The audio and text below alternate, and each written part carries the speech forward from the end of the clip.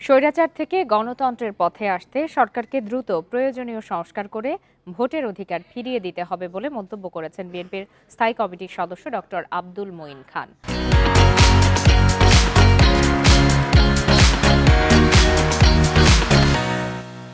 সকালে রাজধানীর শেরেবাংলা নগরে বিএনপির প্রতিষ্ঠাতা ও শহীদ রাষ্ট্রপতি জিয়াউর রহমানের সমাধিতে শ্রদ্ধা নিবেদন শেষে এসব কথা জানান তিনি। পরে মঈন খান বলেন, একটি দল জনগণের ওপর অত্যাচার করে ছাত্র জনতার প্রতিরোধের মুখে দেশ ছেড়ে পালিয়েছে। স্বৈরাচার বিদায় নিয়েছে বলেই দেশের মানুষ মুক্তি পেয়েছে।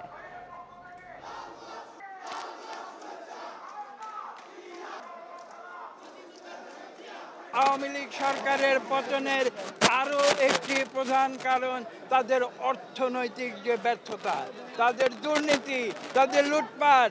তারা লক্ষ কোটি টাকা এদেশ থেকে পাচার করে বিদেশে নিয়ে গিয়েছিল।